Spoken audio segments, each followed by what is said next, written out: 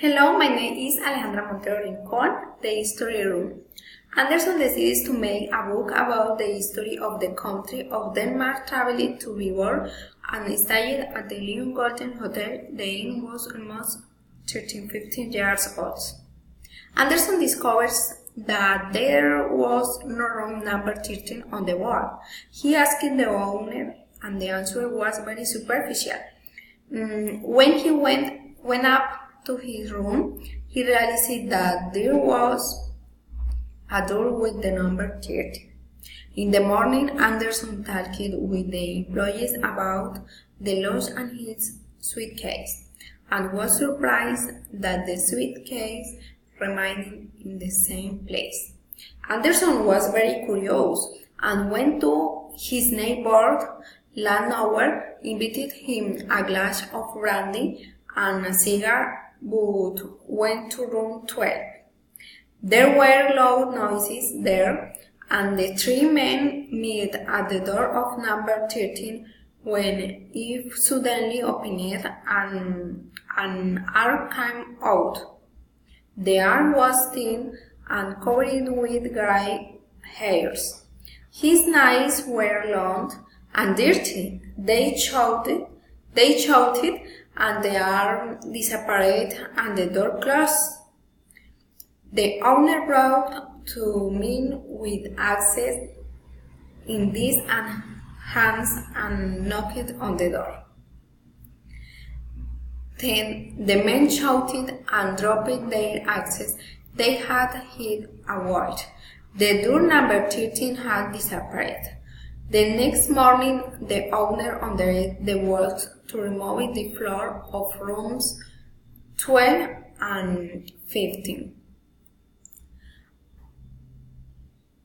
Under the floor, they found a box. There were old papers inside the box. Anderson thought that the papers belonged to Nicholas Frenchen, the man who had disappeared. Nobody could read what was written on the papers. They unlocked all, and it was a rare letter, but Anderson didn't think it was ink. He thought the papers were written in blood. They continue the answer to the question: does history have a theme? If the history has a theme, it is from a writer who decides to go to an old city to write a book, and he's staying in an old inn of 15 years old, and the number 13 room that appears in the night and disappears in the day. What is the history about? The history treats the story of a writer who wants to write a book of a city and decides to travel to the city Viborg. Is staying in an inn. He wants to look for information about the city that was very old, but there are only little old buildings. Anderson is called the writer, and all information he gets in the city hall by all newspapers and letters of the bishop.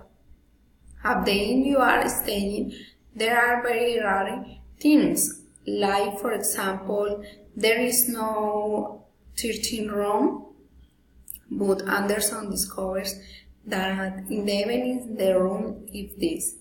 When he discovers this is crazy and tries to investigate more, but the owner of the inn denies the existence of this room on several occasions. Anderson sees and hears strange things, like noise coming from room 13 and even the loss of his suitcase that the next day appears in the same place where he left off. At the end of the Anderson chat with a neighboring landlord of room 12, and they drink a few drinks. That night was very important because it is discovered the existence of the door 13 and the owner manages to see if also. Finally, they destroy the floor of the two rooms 12 and 14 find a books with some blurred papers that no one could decipher. What is the central idea? The central idea of this story is the number 13 round of an inn that hides in the day and in the night appears. It is explicit because it clearly expresses the room by means of specific characteristics and events. What is the protagonist of this story? The protagonist of the story is Kyle Anderson. He is a book writer. He is about 29 years old. He lives with his mom and dad, has a lot of money, so he is easy to go out to travel in search of stories for his books. What is the problem presented in the story? How was the problem solved at the end?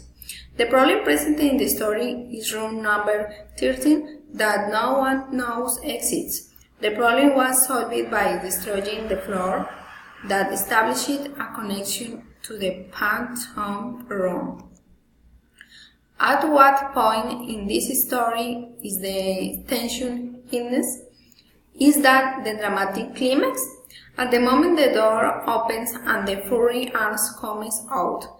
I think that the scene in which the door opens is the dramatic climax because it is the moment of more tension and generates the undoing of the story. Does the story involve an epiphany or moment of insane revelation or self-realization for the protagonist or for the reader? How is this moment presented? The story implies an epiphany since apparently it is a very normal life, but at the same time it makes me a curious and sense of understanding because the theme of the room appears at unexpected times. Thank you.